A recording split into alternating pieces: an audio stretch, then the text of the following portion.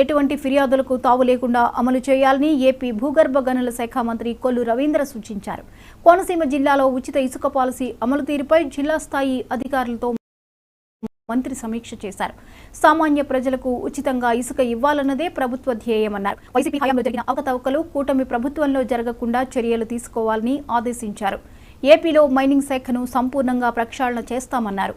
అధిక ధరకు ఇసుక సరఫరా చేసే లారీ యజమానులపై చట్టపరమైన చర్యలు తీసుకుంటామని హెచ్చరించారు.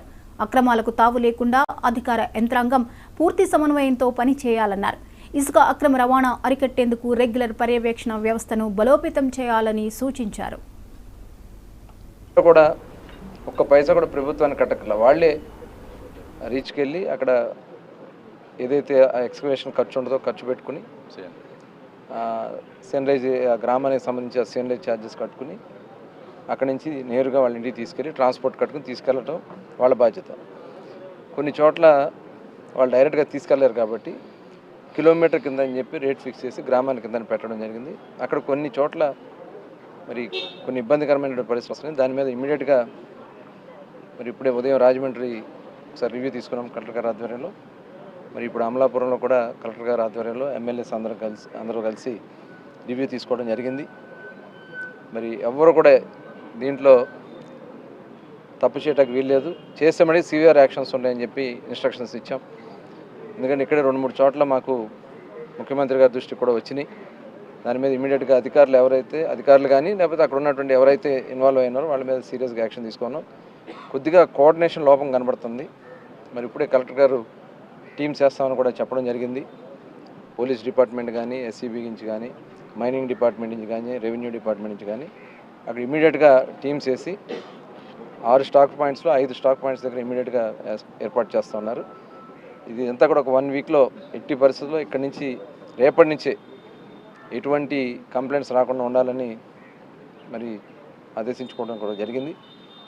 దాంతోపాటు ఇక్కడ డీసిల్టేషన్కి సంబంధించి కూడా అవకాశాలు ఉన్నాయి.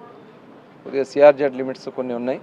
అది కూడా ఇమీడియట్గా ఆ ర్యాంప్స్ అన్నీ కూడా ఎలా మనం ఆపరేషన్లో తీసుకురావచ్చో కూడా మరి బుధవారం అటు పొల్యూషన్ కంట్రోల్ బోర్డ్, అదేవిధంగా మైనింగ్ డిపార్ట్మెంట్, ఇరిగేషన్ డిపార్ట్మెంట్తో కూడా ఒక సమావేశాన్ని అమరావతిలో పెట్టుకుని అవి కూడా వీలైన తొందరగా బోట్మెన్ సొసైటీస్కి సంబంధించి అవి కూడా ఏర్పాటు చేసుకుంటే ఈ సమస్య ఉండదు. ఇది కాకుండా ఎందుకంటే ఇప్పుడు ఇది మాన్సూన్ సీజన్, వర్షాకాలంలో రీచ్లు ఓపెన్ రీచెస్ని ఓపెన్ చేయకూడదు.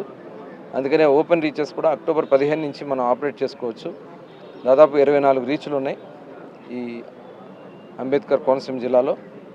24 కూడా ఆపరేషన్లోకి వచ్చేస్తే అసలు శాండ్ సమస్య అనేది ఉండదు. రాష్ట్రం మొత్తానికి కూడా ఇక్కడి నుంచి సప్లై చేసేంత శాండ్ ఇక్కడ ఉంది, అవైలబిలిటీ ఉంది.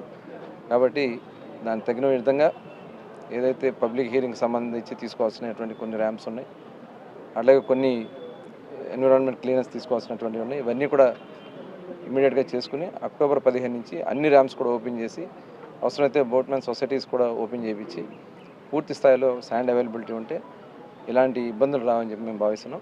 దాని మీద ఈరోజు ఒక చక్కటి అభిప్రాయాలు అటు పబ్లిక్ నుంచి కానీ, లారీ ఓనర్స్ నుంచి కానీ, అధికారుల నుంచి కూడా వచ్చింది. దాన్ని మనస్ఫూర్తిగా అందరినీ అభినందిస్తూ కలెక్టర్ గారిని కొద్దిగా దీని మీద ప్రత్యేక దృష్టి పెట్టాలని, ఎమ్మెల్యేలు కూడా దీంట్లో ఇన్వాల్వ్ అయ్యి ఉంటారని చెప్పి కూడా తెలియజేస్తాం. ఇక్కడ కూడా ఒక్క పైసా కూడా ప్రభుత్వానికి కట్టకల వాళ్ళే రీచ్కి వెళ్ళి అక్కడ ఏదైతే ఎక్స్కవేషన్ ఖర్చు ఉంటుందో ఖర్చు పెట్టుకుని సన్రైజ్ గ్రామానికి సంబంధించి సన్రైజ్ ఛార్జెస్